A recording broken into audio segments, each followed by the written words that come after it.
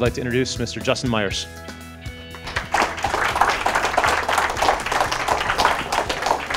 Good evening, everybody. Thank you for coming. Rich is right. We were talking about that title, A Defense of the Classics, and we kind of didn't really like that. We don't need a lecture on a defense of math in the curriculum, or of English, or science, or history. But I understand where he's coming from, because you do need a lecture on the defense of classics and Latin and Greek in the curriculum. And when we were talking about it, there's really two facets of such a defense, or this lecture. There's the defense of why to study Latin and why to know Latin. In other words, why is it good that Latin is required, and why should everyone take at least a couple of years of Latin? Why is it required at the heights?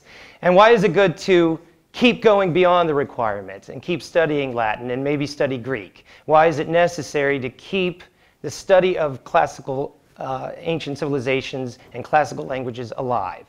And so I'm going to take the first part of that lecture. Why is it important for everyone to take Latin? And Dr. Iosescu is going to take us up a notch and talk about the second part of that lecture. So it's interesting as a Latin teacher, when you meet people for the first time, it always gives people pause. You know, they ask you, what do you do? I'm a high school teacher. What do you teach? Latin and Greek. There's always kind of a pause there.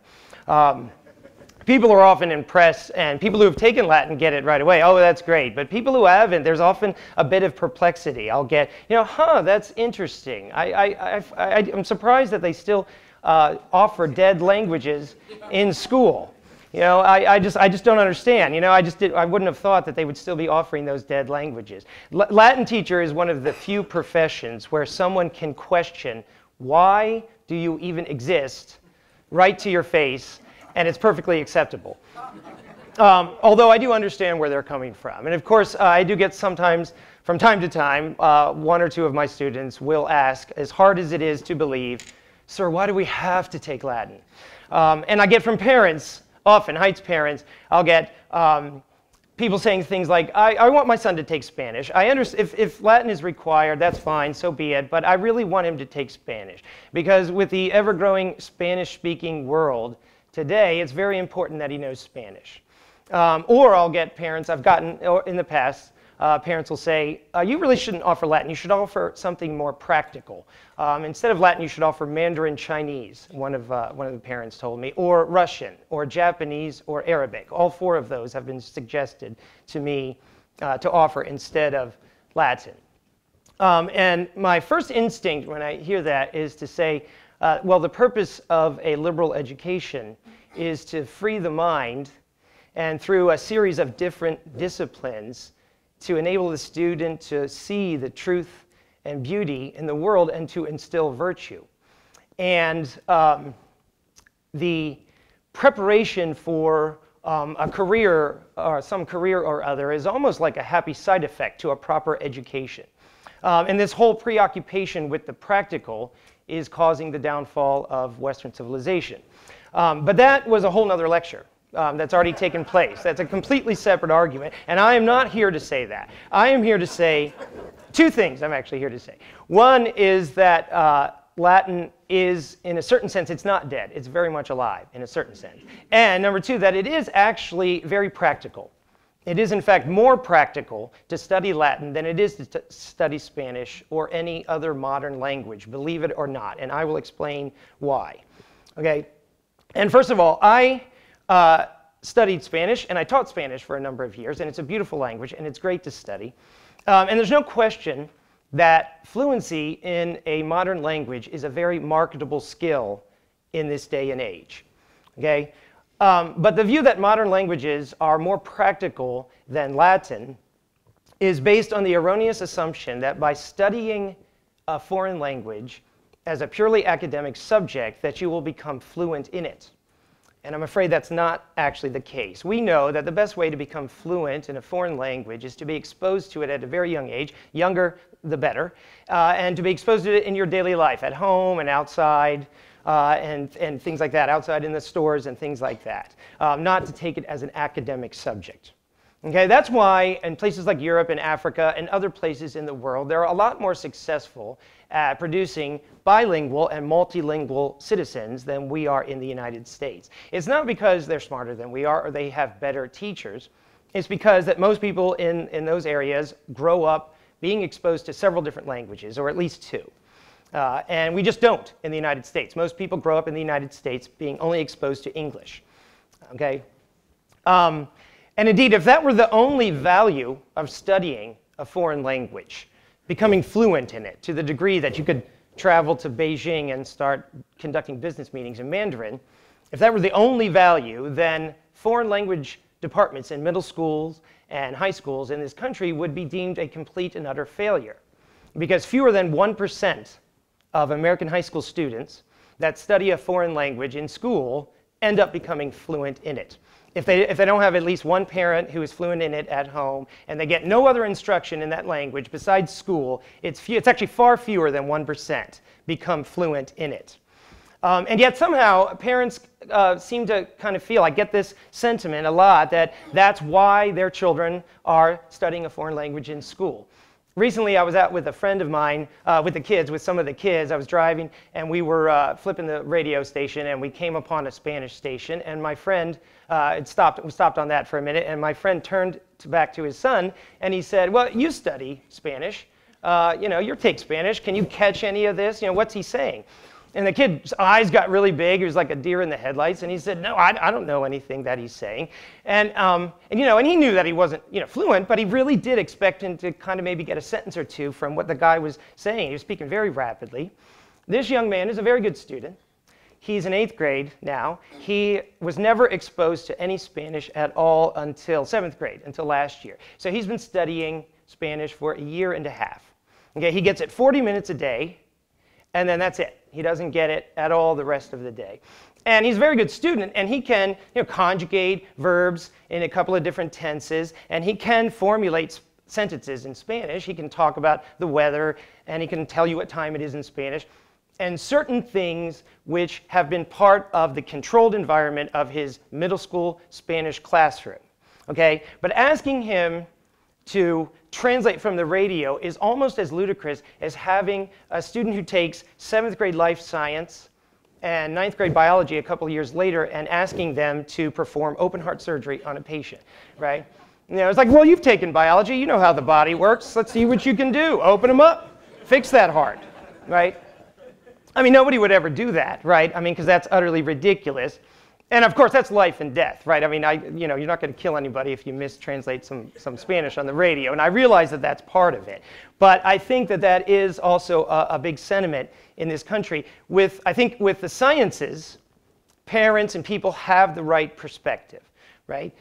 7th grade life science and 9th grade biology are the first couple of steps in a long process if you want to get to perform surgery, if you want to become a doctor, right? You got AP Bio, AP Chemistry, pre-med program in college, 4 years of medical school, residency and internship, and that's a lot of hard work and practice and good instruction and very close study before you get to that point, right? And on the other hand, if you have a child who's not interested in becoming a doctor or ends up not wanting to become a doctor, it's still worthwhile to take these early science classes, right? There's still some value that they're getting out of it, and I think everybody would agree with that, right? Everybody should know something about how life on this planet works, how cells work, how the human body works, and also you learn something about the scientific method, which is very valuable in a lot of areas.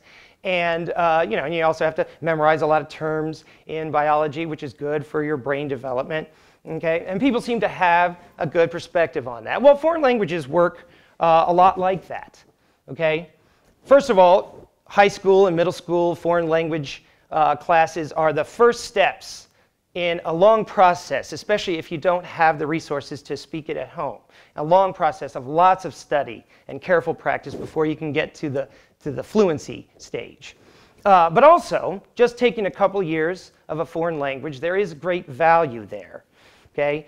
They are getting something out of it, even if they don't become fluent. Studying a foreign language opens your mind, linguistically speaking, because you start to see that there are other ways to say things.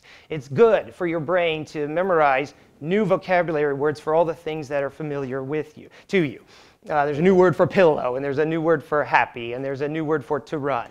And it's not just that, but just different sentence structures. In Spanish, for example, the adjective tends to come after the noun that it modifies instead of before. And so it helps your thinking. And really, the best value of studying a foreign language, any foreign language, is that it enhances your knowledge of your own language, of English.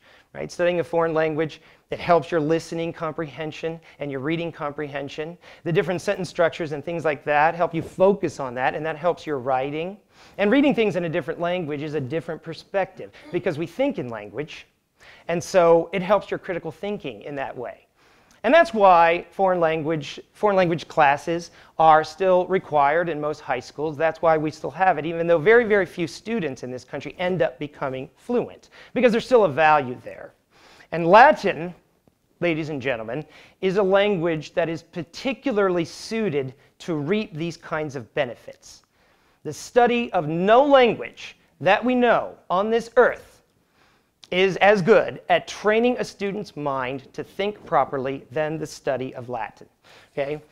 And I'll explain why in a little bit with a couple of examples. Okay? First of all, there are no indigenous peoples with whom we hope to communicate in some foreign country somewhere, right, when you study Latin. So and now Dr. Yosesco will contradict me on this in just a few moments, but bear with me for right now, right? There's no peoples like there is in most other in modern languages, right? We're not trying to communicate with anyone, right? So we take that out of the equation when we study Latin. The study of Latin is a purely intellectual exercise because of that, okay? And it's very logical. It's a very logical language. There are very few irregularities in the language. There are very few exceptions to the rules of grammar. And for that reason, students who are the math, science type of students actually tend to like Latin and do very well in Latin. Students who love language do well in Latin. They do well in all languages. Students who don't like language, if they're kind of the math, science type of kids, and they tend to do better in Latin as well, because it's not that communicative part of it, and it is very logical. And I'm going to give you some examples of that here. We can get this to work. See? Okay, there we go. Okay, so we have a simple sentence here, so I'm going to show you how it is. Right? This is a very simple sentence. The woman sees a farmer. Okay?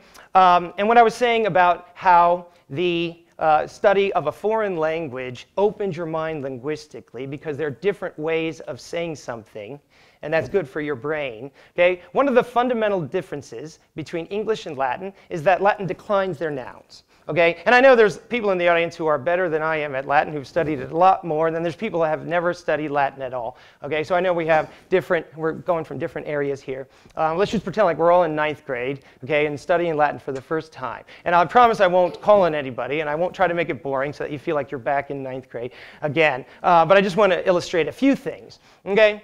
So this is early on, and I use these words. This is a type of sentence, although it actually would be a little bit longer, perhaps, but I'm simplifying it. I use these 3 words because the woman and sees a farmer are 3 of the words that are introduced in our Latin 1 textbook in Chapter 1, so they'll know how to do that. Right? And I'll ask the class, what are the nouns in the sentence? Okay, this is a freshman class. They've never had any Latin before.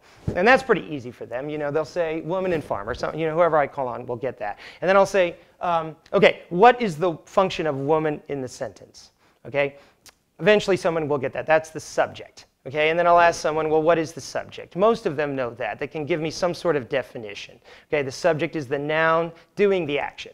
Right? And then, so what's the farmer? Not everyone knows that, right? Direct object, okay? Because if they're coming from different schools, especially nowadays, we have a different foundation of grammar that they're having. But that's okay, because we're taking Latin now, so it will all get fleshed out, right? We're fleshing that out right now, okay? But they say that it's the farmer is the direct object. Usually somebody will know that, and then what is that? And then I get a couple of different things, but eventually someone will come up with a good answer of, well, the farmer is receiving the action, right? He's being seen, okay? And then I'll ask the class, well, how do you know that, right? How do we know that the farmer is doing the action? How do we know that the woman is doing the action and the farmer is receiving the action, right? And that is not easy, and that always takes them a while. They have to think about that for a second, right? And I kind of, while they're thinking, I break it down, right? A woman, you know what a woman is? That's because I tell them the purpose of language is to communicate, and when I say something, you can picture what I'm saying, right? You all can picture when I say the woman sees a farmer. But what do we, so a woman is a female who's an adult. The verb sees is a sense, of course, perception with your eyes. And farmer is someone who plants crops and raises animals and that sort of thing. But how do we know it's the woman, the female, that is doing the action? She's using her eyes and looking out, and she catches sight of the crop guy. You know, how do you know that? And it takes them a while, but sooner or later, someone in the class will say, well, the woman comes first, before the verb, and the farmer comes after, and that's how we know. Right? And I say, well, aha, that's one big difference in Latin. They don't do it that way in Latin. Right? In Latin, you spell the words differently depending on their function in the sentence. Okay? So this is how we would translate this into Latin. Okay? And it's the endings that tell us. So we say, this is woman, this is the word for woman, and that is farmer, and that's sees. The verb tends to go at the end. But in Latin, the sentences get all mixed up. It doesn't matter. Right?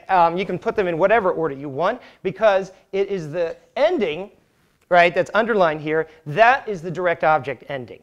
Okay? And the A ending, that is the subject ending.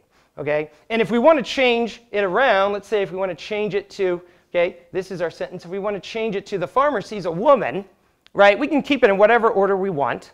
Okay? But I put the M at the end of the woman now, and she's the direct object, and the farmer has just an A, and that's the subject.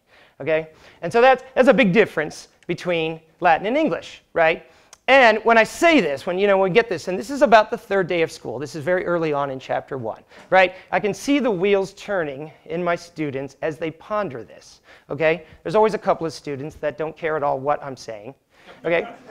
But really, that's very few, and well, at this point at least, right? You can see the wheels turning. This year, I even got a, right? That's the new teenage gesture of, you just blew my mind, right? He went like that as he's thinking about it, all right? Because, that's the idea of just completely unlearning what you've learned, okay? And also, look at the vocabulary here, okay?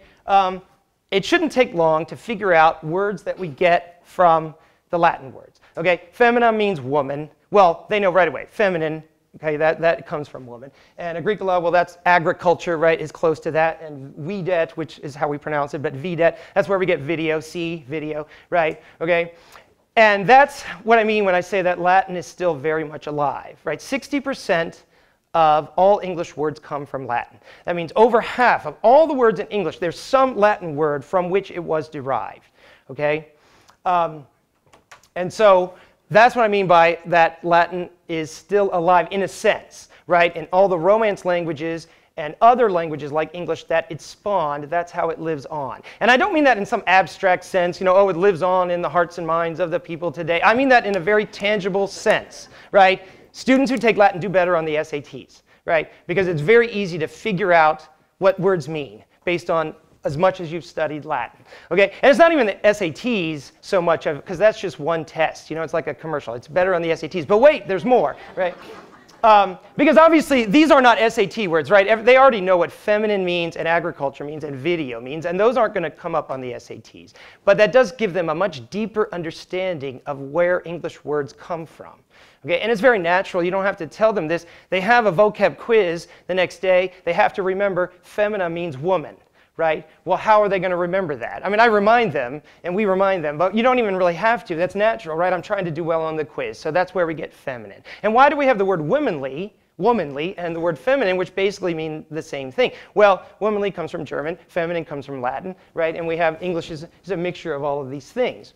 Okay? And people who study Latin have a much deeper understanding of the way words are formed and where they come from because of this. Okay? And this is on the third day of school. We're doing this. In Spanish, at this point, we're still working on counting to 20. Okay? And I'm serious. I am using that from personal experience. I taught Spanish 1 and Latin 1 at the same time a number of years ago for plenty of times, and that's what we were doing, right? Because it's just a completely different type of study, okay, is what it is. Let's look at another example, okay? Latin is a very precise language, too, and that helps with precision of thought. Right? We have, he loves his wife, right? That's very nice. It's a nice thing to do. Marital bliss there. However, this is actually an ambiguous sentence, right? Which can get you in trouble, right? He loves his wife is good if he loves his own wife, if that's what you're saying. But not if it's he loves his wife, right? Okay? There's a big difference there, right? In Latin, there is no such ambiguities, right? We have this.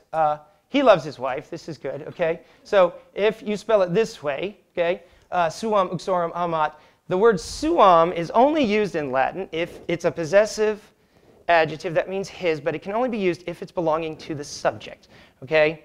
In Latin, you say what you mean. So that's fine. There's nothing wrong with this. But so it's very nice, marital bliss. But if you word it this way, okay, that is the genitive of a demonstrative pronoun. That means he loves his wife, someone else. And so now we've got all kinds of problems here going on here, okay? And I think that's good. I think the precision of Latin helps them with their precision of thought, okay? And actually the word uxorem is the word for wife, and that does give us an SAT word, right? The word uxorious, which is not one that most people know. It means that's a man who is controlled by his wife. You know, henpecked, the textbook says, is uxorious, right? Okay? And it's just a coincidence that I'm looking at you when I say that, right? I'm just scanning the room, and it's a complete coincidence, okay? Also, when I'm talking about linguistic logic, we do a lot of syntax in Latin, okay? I had a professor, it was actually a Spanish professor once, that said that prepositions are tricky things in languages, right? We know what, it's easy to tell what, you know, a chair is, or the verb to run is. That's easy. But, you know, what does for mean, or with, or of? Okay? And we do that a lot in Latin, is syntax. And the syntax in Latin is basically, if we were to translate this sentence into Latin, what case would the nouns go in, and why? Right? And a lot of times on a test, you know, that section of the test, I'm not even asking you to bring any Latin into it. Okay? Here we have, you know, 3 sentences with the same subject and verb and a prepositional phrase with. Okay? But they're very different, right? The sense of with. Okay? The man is walking with his brother, the man is walking with a cane, and the man is walking with fear. Right? In the first one, his brother is along with him on his walk, right? And we call that accompaniment in Latin. Okay? In the second one, the man is using the cane. When he says with a cane, but he's actually using that to help him walk, right? Perhaps he has a limp or something like that. We call that means or instrument, okay?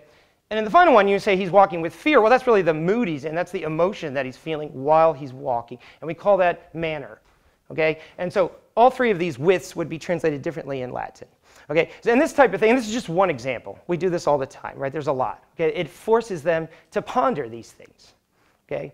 And it helps with the development of their logic, their linguistic logic, okay? Latin also is a very concise language, okay? English is very wordy. It's a very wordy language. And it is a beautiful language, especially in the hands of someone like Shakespeare or Dickens. But Latin is better. Latin is a better language. Okay, so we have this sentence. We were just trying to think of one. We came up with something, right? With his brother having been seen, they will be going out. And this is actually a very Latin kind of way of saying it, right? With those of you that know that will have an ablative absolute. Okay, well, you see how many words that is. Okay, this is how we translate the sentence, this sentence, right? With his brother having been seen, they will be going out. This is how we translate it into Latin. That's it, right? 3 words, okay? Because it's very concise. You can say a lot with a few words, right? This one means with his brother. This one means having been seen. And this one means they will be going out, right? All of those words like that, okay? And I like Dr. Yusesko has a great analogy of this. He says that, you know, words are the currency of language, okay? In the sense that, you know, that's what the currency is. And if you use more words to say the same thing, that's just lessening the value of each of the words, right?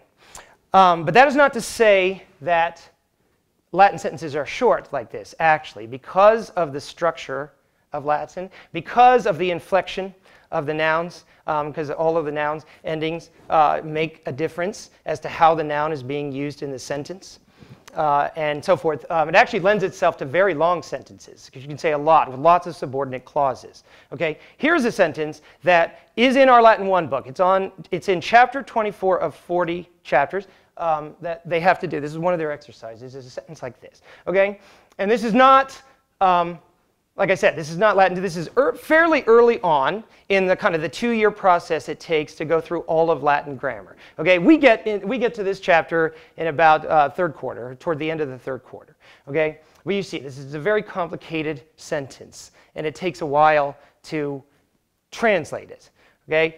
In a modern language, most modern languages, the ones that I've studied, right, the only roadblock to translating a passage or a story or even a sentence is the vocabulary, right? Once you look up all the words that you don't know, you pretty much got it, okay? That's not true for Latin. You can know what every single word in the sentence means and have absolutely no idea what the sentence is, what it's trying to say, okay? And that's very true. It's difficult. Difficult doesn't necessarily mean bad, okay? When we run into a sentence like this, I tell the students, you are Sherlock Holmes, right? There are clues in the sentence, right? That almost every word, the ending of every word is giving us a clue to how it's used in the sentence, okay? And you just have to figure it out, okay? It's worthwhile to figure it out, right? The sentence would be, right? You will see me, right? I'll try to unscramble this here. You will see me in my farmhouse if tomorrow you will approach to that place which or where afterward I will receive the money and go out from the city. Okay? All right? So we have to unscramble that. It's worthwhile. It's worthwhile for them to do something like this. Okay? That is why we've never stopped reading and studying Latin long after people stopped speaking it. And that is why it's always been part of the curriculum in schools all over the world for 2,000 years. And that's why it is and always will be required at the Heights. Thank you.